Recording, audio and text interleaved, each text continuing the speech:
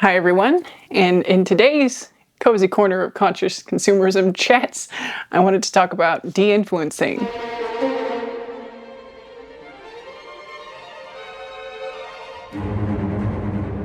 So I love watching a good de-influencing video.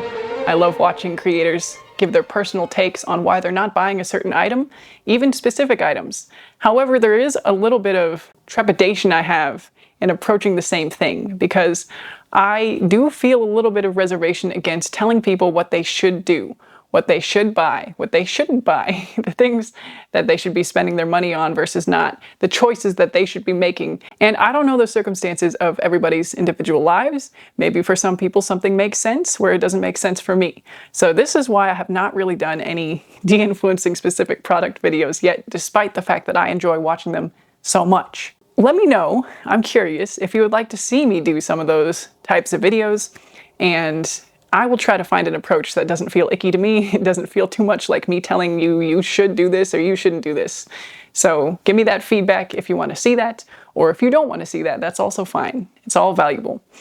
Anyway, I wanted to talk about de-influencing as a general trend today and get to the bottom of things, the things that we really do need to de-influence as general concepts. So this is kind of like the less personal side of de-influencing, the things that we're de-influencing as a blanket statement, the practices to de-influence, the customs, the cultures, the cultural norms rather. We're not de-influencing cultures. So obviously the first thing to de-influence is mindless consuming and over-consuming as a whole.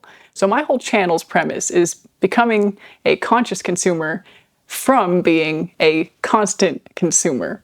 I need to get around to making a channel banner, and maybe that's what it's going to be. You know, constant consumer to conscious consumerism. That's the goal here.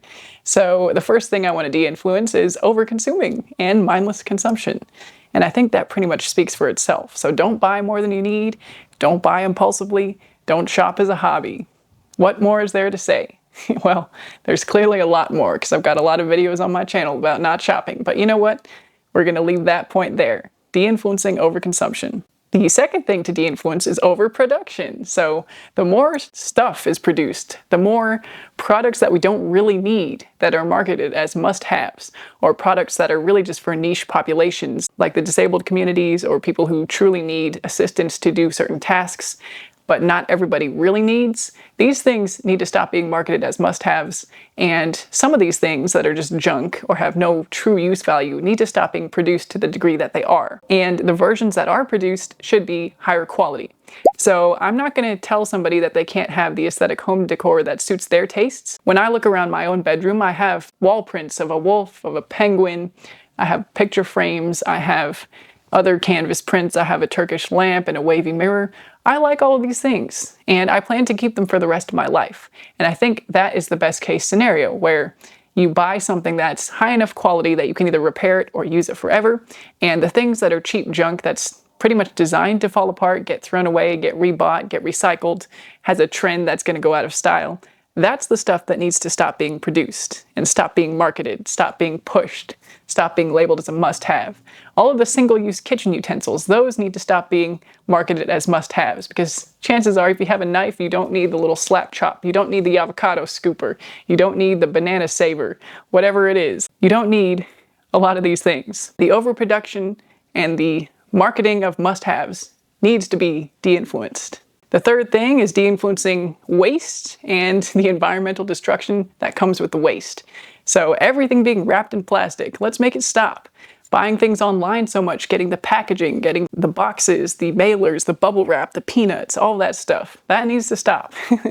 Not that buying online needs to completely stop, but like the excess packaging, the aesthetic packaging, these products that are packaged excessively just for the sake of the aesthetics and the beauty and the unboxing experience that is so fleeting, right? That's not the true product. That is opening the product and it then gets thrown away. Like, that needs to stop. The waste that doesn't need to be there. It would be great if companies changed the actual packaging of their products to use less plastic or be recyclable or be less wasteful as well. Like, there's some deodorant companies that have cardboard packaging instead of plastic and all that. But I'm so curious, if you buy that deodorant with cardboard packaging in the mail, do they mail without plastic as well? Is that possible? Like, do they send you a package that has no plastic? I hope so. I hope the companies that are thoughtful enough to have innovated their products in those ways will also innovate their mailing and plastic materials in every step of the way. But my point here, I think, is fairly clear. It's the excess waste, the excess packaging, the excess mailing in small parcels. I've seen articles about Shein sending however many planes every day full of packages, and they're all valued at under $800 so they avoid paying taxes. And it's just so much waste. And each individual clothing piece is sometimes wrapped in plastic. In your order, like if you order 10 pieces, you get 10 bags of plastic and another bag of plastic holding it all together. Like, no, just stop. Let's just stop with the waste. And then therefore, let's stop adding to landfills and destroying the environment, right? It goes together. Stop producing the waste, stop receiving the waste, stop throwing the waste away. So much of the waste is fleeting anyway. So we can do our best and use our reusable coffee cups and water bottles and all that, but the companies need to stop producing all of this in the first place. Let's de-influence it. The next thing to de-influence is the idea of excess and collecting and pursuing the next thing and the obsession of new stuff in general. So let's de-influence hoarding. That's maybe an extreme word for the practice, but the search for something new, I guess, is the easiest way to summarize.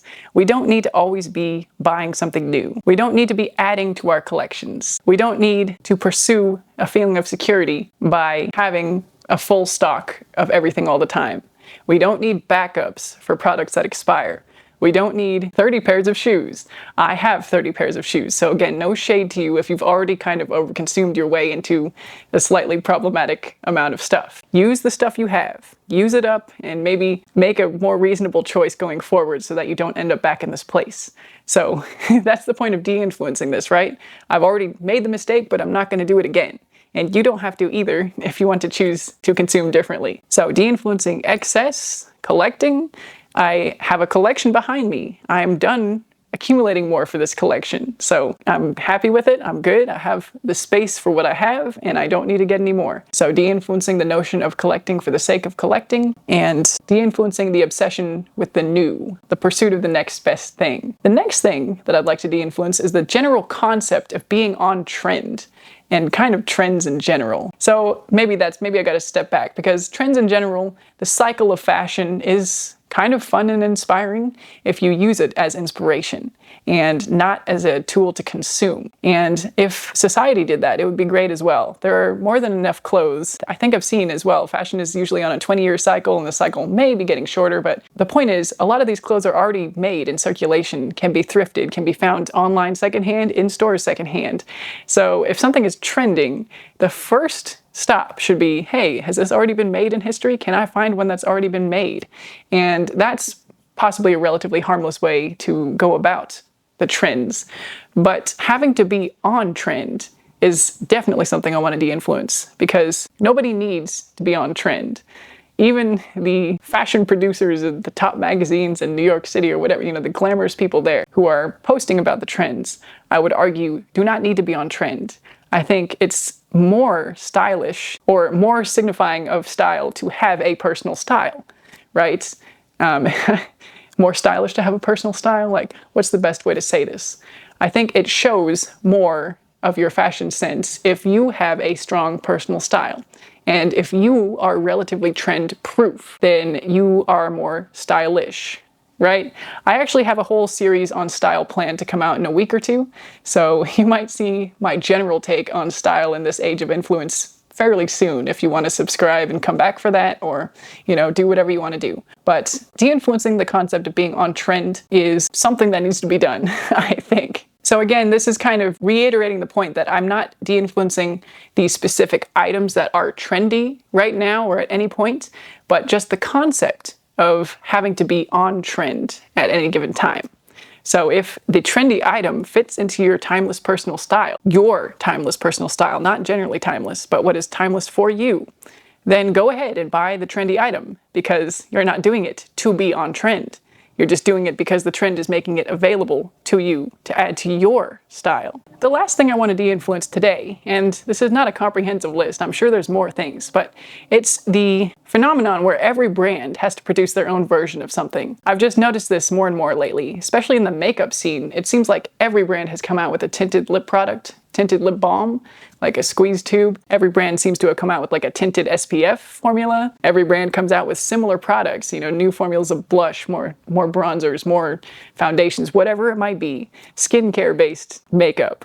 More brands are coming out with similar things, and it's coming to the point where it's like there's so many options. So if you have a brand, the brand will make one of that product eventually. If you want to compare brands, which I suspect is why many brands do this, right? So that there's the comparison trap or desire to compare, and you want to try out, you want to find the best one, you want to try all the formulas so that you know the one you have is the best one for you, the best one out there that exists. And obviously it feeds the review industry because there's so many different products to compare. People are looking for what is the best one. And to that point, I see so much content doing that very thing. Like, what is the best one of this product? It's contributing to that endless cycle of content creation and pushing the products onto the consumers who consume the content and therefore will go consume the product. So in some ways it's as if the brands are competing to make the best one, but in other ways it's like the brands don't even have to compete if they just produce the same one, because you'll want to go try it anyway, or some people will want to go try it anyway. The reviewers will want to make content comparing them anyway, and I mean, unless your review is consistently bad, right, of your new product, I guess it maybe does more good than harm to make the same thing because of the influx of people trying it at the beginning. I don't know. I'm not an expert on products and marketing, but I do think that this concept of every brand having to make their version of something needs to go away, because we don't need so many different options on the market. And again, maybe that's a hot take. Maybe that's like anti-capitalist, but I am not trying to make any political commentary. I'm just trying to say that there's so much stuff on the market and we don't need so many options as consumers. It's getting to a level that feels a little irresponsible, especially when you see drugstore brands doing dupes that are so close of high-end products that the packaging looks the same. It just seems like something is not quite right with this picture. And in my particular life experience of shopping, I have found the tinted lip products and lip products in general that I really like right now, and I'm going to use that as an excuse to not buy anymore. There might be a better one out there. I don't need to know. I have what I need. I don't need to try any different formulas. I have my preference. I don't need a new preference. So brands, you can make all the same products you want. You won't get me. You can't catch me. I'm the gingerbread man. I also think this contributes to the trap of buying dupes or backups before you use up the products you have. And then inevitably the least favorite one is going to be the hardest to use up because you have all these other options in your own stash. So it's not even the options at the store. It's the options that you then bring home for your own collection. So let's just stop with the overproducing. Let's stop with the brand competition or duplication of products and product formulas. Let's just make it all de-influenced. De-influence it all. So again, like I said, I have 30 pairs of shoes. So the mesh flats for summer or whatever the next shoe trend is a no from me. But if that is the trend that makes these shoes available to you and they'll last a long time in your wardrobe and in your style life, go ahead and buy the mesh shoes. I am dubious as to whether they have longevity just because of the materials being fragile in nature, and I think this is a critique that I've seen on people de-influencing summer trends. But in theory, if it's a product that would last a long time for you and your wardrobe, go ahead and get any summer trending piece. It's not for me to say what you should buy or not buy. And again, if you want me to tell you what I would or would not buy out of trending items, if you want me to do a traditional de-influencing / reaction type of video, if you'd be interested to see that, let me know in the comments below, and I'll give it my best shot. I do have many pieces that have been trending over the course of the last few trend cycles, so I have lots of experience buying trendy pieces, deciding whether I should add these to my collection or not.